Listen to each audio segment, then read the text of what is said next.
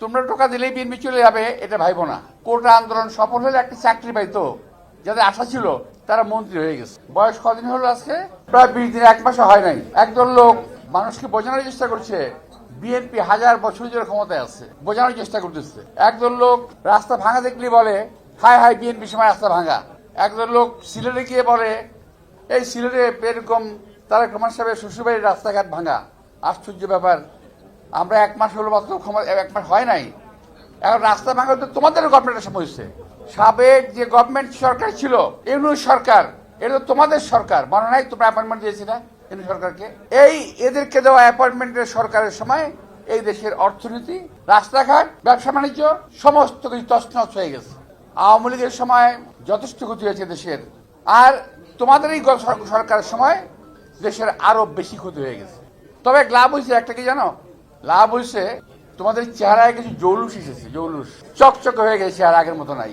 এক একজনের চেহারা চকচকে, গাড়ি, টাকা পয়সা, জৌলুস সব দিক থেকে এসে এইটা একটা লাভ হয়েছে বাংলাদেশের। যে বাংলাদেশে যারা চাকরির জন্য কোটা আন্দোলন করেছে, কোটা আন্দোলন সফল হলে একটা চাকরি পাইতো, যাদের আশা ছিল তারা মন্ত্রী হয়ে গেছে, তারা নেতা হয়ে গেছে।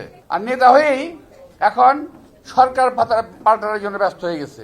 আরে ভাই, বিএনপি তো ক্ষমতা আগেও ছিল, এখনো আছে, থাকবে।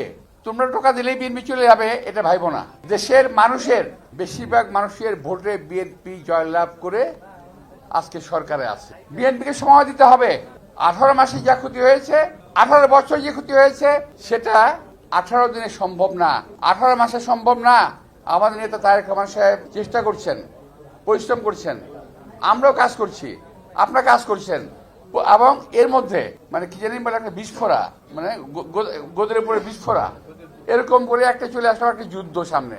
এই যে যুদ্ধ, এই যুদ্ধ দেশটাকে আরো কত ক্ষতিগ্রস্ত করবে কে জানে, আল্লাহই বলতে পারবে। এটা আমাদেরকে এখন সবাইকে মিলে আল্লাহর রহমত কামনা করা উচিত। সবাই মিলে আসুন, আমি যে কথাগুলো বলছি এই কথাগুলো যেন আমাকে বলতে না হয়।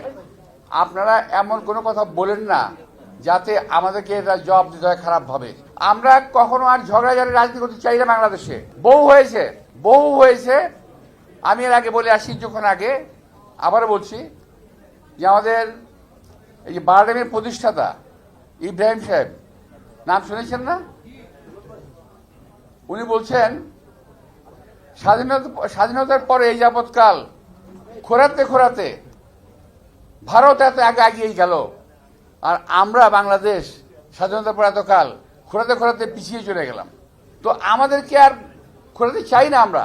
এখন আমরা শক্ত সাবলীল ফুটিং নিয়ে আমরা শক্তভাবে হাঁটতে চাই সামনের দিকে। সবার সহযোগিতা নিয়ে এই সরকারকে সাহায্য করেন, সরকারকে ব্যর্থ করার চেষ্টা করবেন না দয়া করে কেউ, সরকারকে সাহায্য করেন। আমরাও এই দেশে মানুষের সঙ্গে নিয়ে দেশকে আগে বাড়িয়ে নিয়ে যেতে চাই।